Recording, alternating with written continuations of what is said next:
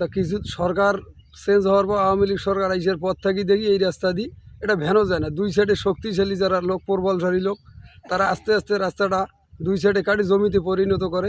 যাদের জমি আছে তারা আস্তে আস্তে করিয়ে কাঠি নিতে নিতে এই 1 বছরের মধ্যে এই রাস্তাটা চিকন বানিয়ে দিল। ক্ষমতাসীন কিছু আমাদের এলাকার যে ভিলেজ পলিটিক্স, যে পাওয়ারফুল লিডারগুলো আছে, এদের মাধ্যমে আর কি রাস্তাটা শত্রুতার জেরে আর কি ওরা দীর্ঘদিন ধরে দীর্ঘ 13 সাল থেকে শুরু করে বর্তমান পর্যন্ত রাস্তা কাটতে কাটতে মানে যেখানে 18 ফিট ছিল রাস্তা, সে 18 ফিটের জায়গায় বর্তমান 1.5 ফিট রাস্তা বর্তমান আছে। তো আসলে আমরা চাই যেহেতু সরকারি রাস্তা, এটা কাগজপত্র সবকিছু ওকে আছে, আর এখানে যেহেতু এডিসি স্যার, ডিসি স্যার, টিওনো, এসিল্যান্ড সবকিছুই ওনারা সবাই কাগজপত্র সত্যায়িত করে আমাদের যেহেতু একটা রাস্তা হওয়ার জন্য একটা ওনারা আর কি আমাদের, আপনারা দেখতেছেন যে এটা লাল ফ্ল্যাগ ওনারা এখানে আসার পর দিয়ে গেছে। তো আসলে আমরা চাই রাস্তাটা হোক, রাস্তাটা অবমুক্ত হোক, উন্মুক্ত হোক, আর এই রাস্তাটা সংস্কার হোক। আর এই রাস্তাটা দীর্ঘদিন থেকে যারা ব্যবহার করে আসছে, জোর দখল করে আসছে, আমরা চাই তাদের একটা বিচার হোক। আর এই রাস্তাটা হলে আমাদের এলাকার একটা উন্নয়ন হবে, শিক্ষার্থী যারা আছে তাদের পড়াশোনার একটা মান, একটা বিপ্লব সৃষ্টি হবে। তো আমরা চাই, এছাড়াও দেখা গেল যে আমাদের এই রাস্তা রিলেটেড অনেকগুলো মাছের ফার্ম আছে, এই মাছের ফার্মগুলো আমাদের রাস্তা না থাকার কারণে মাছের ফার্মগুলো আমাদের হইতেছে না ঠিক মতো। আন্তর্জাতিক মানসম্পন্ন টেম্পার গ্লাসের ওয়ালটন গ্যাস স্টোভ, আপনার রান্নাঘরের পারফেক্ট পার্টনার। আমার বাবা মায়েরা সবাই এই রাস্তা দিয়েছে, গরুর গাড়ি দিয়ে বিয়ে আসছে, মনে করেন ভৈষের গাড়ি, গরুর গাড়ি দিয়ে যাতায়াত করছিল।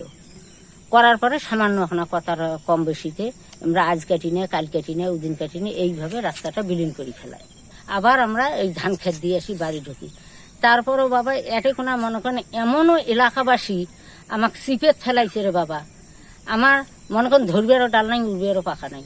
এক উপর আল্লাহ আর তোমার সরকারের ঘরত আমরা আবেদন নিবেদন করছি, এই পর্যন্ত আমার কামনা। 2-3 বছর আমাদের একটা পারিবারিক রাস্তা ছিল সামনে, সেটা তো নাই কাঠি দিচ্ছে। তারপরে এরা এই ক্ষমতাশালী লোকেরা যাদের জমি আছে তারা আস্তে আস্তে করিয়ে কাঠি নিতে নিতে এই 1 বছরের মধ্যে এই রাস্তাটা চিকন বানিয়ে দিল। আর যখন বিয়ে হয়েছে এই রাস্তা দিয়ে গাড়ি করিয়ে রাজারহাট থেকে ধান ভাঙিয়ে আনছে। তা কিছু সরকার চেঞ্জ হওয়ার পর আওয়ামী লীগ সরকার আইসার পর থাকি দেখি এই রাস্তা দিয়ে এটা ভ্যানও যায় না। দুই সাইডে শক্তিশালী যারা লোক, প্রবলশালী লোক, তারা আস্তে আস্তে রাস্তাটা দুই সাইডে কাটি জমিতে পরিণত করে। আর রাস্তাটায় মাঝে মাঝে গর্ত দিয়ে থাকে। আমার বাল বাচ্চারা স্কুল, মাদ্রাসা, কলেজ কিছুই যেতে পারে না। আমরা যদি বাধা দিতে আসি, তারা লাঠি সোটা নিয়ে আমাকে মারধর করার জন্য চলে আসে। এই রাস্তাটা দীর্ঘদিন থেকে বিরোধী করছে, তাদের আমরা আইনের কাছে একটা বিশেষ চাই। এই রাস্তাটা ছিল বিরাট একটা, এই রাস্তা দিয়ে আমি গরুর গাড়ি ঘাটছি, মহিষের গাড়ি ঘাটছি। ওপাশে তো নাই মাঝত, তার পাশে একটু আছে, এপাশে কাটতে কাটতে তাও একটু কষ্ট করে বাঁধছি। তাও মনে করো তাকে ঢালে দিলে ভাড়া দিয়ে লোক নিয়ে যায়। ওমরা ছিল আর মারামারি হয়েছিল, এই জায়গায় মারামারি পর্যন্ত হয়েছিল। রাজারহাট উপজেলার উমর মসজিদ ইউনিয়নের ডাংহাট এলাকায় 700 মিটার লম্বা একটি রাস্তা দীর্ঘদিন ধরে বেদখল ছিল।